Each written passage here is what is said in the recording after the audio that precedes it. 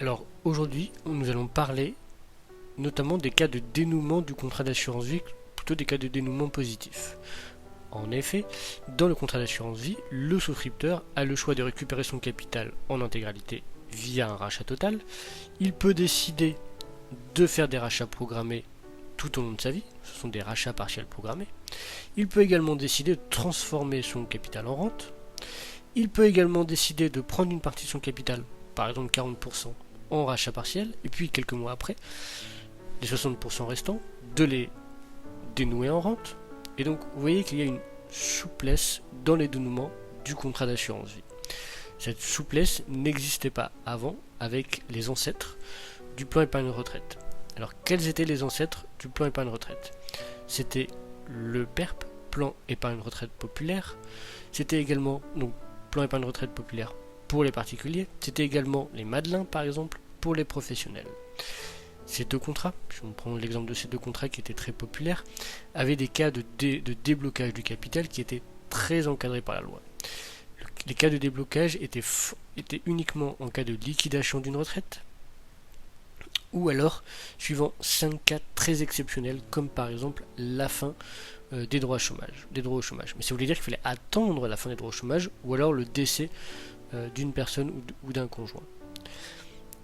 Il faut quand même dire que ces 5, et puis il en existait 5, il existait 5 cas de rachat exceptionnels, et bien, avaient une fiscalité plus lourde que si le dénouement du contrat se passait normalement avec une conversion du capital en rente obligatoire. Tout à l'heure, on a dit que sur le contrat d'assurance vie, on avait le choix. Là, sur les PERP et sur les Madelins, on n'avait pas le choix. Au bout de 30 ans de cotisation, par exemple, si on n'avait que 20 000 euros sur ce contrat, on était obligé d'accepter une rente. Pas de capital possible, on est obligé d'accepter une rente. Le législateur était intervenu pour modifier, pour assouplir cette obligation de rente en proposant 80% de rente, 20% capital.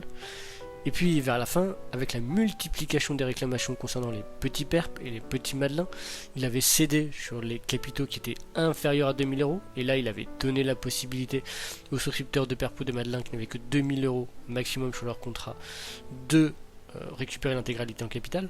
Et puis face à l'afflux massif, parce qu'il faut dire qu'il y avait énormément de réclamations sur les PERP et sur les Madelins pour récupérer le capital, parce que par exemple vous avez des gens, ils avaient 20 ou 30 000 euros, vous avez des souscripteurs, ils avaient 20 ou 30 000 euros sur leur contrat PERP ou Madelin, ils étaient obligés de les recevoir en rente. Mais en même temps, ça fait combien de rente quand vous avez 60 ans et qu'il faut que vous avez une espérance de vie, parce que la rente est calculée sur l'espérance de vie, et imaginez même que vous ayez un éventuel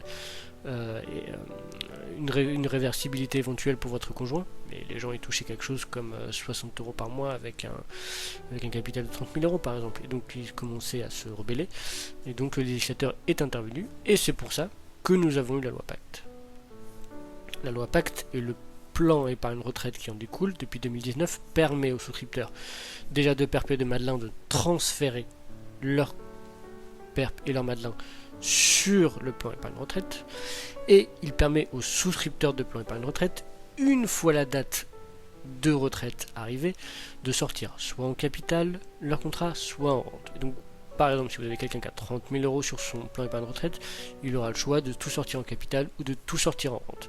Il ne pourra pas panacher, mais ce sera l'un ou l'autre. Et ça, c'est ce qui motive aussi beaucoup de personnes à transférer leur ancien PERP Madelin où ils sont coincés, mais ils ne peuvent pas récupérer leurs 30 000 euros en capital vers des plans épargne retraite pour récupérer les sommes contenues. Tout simplement.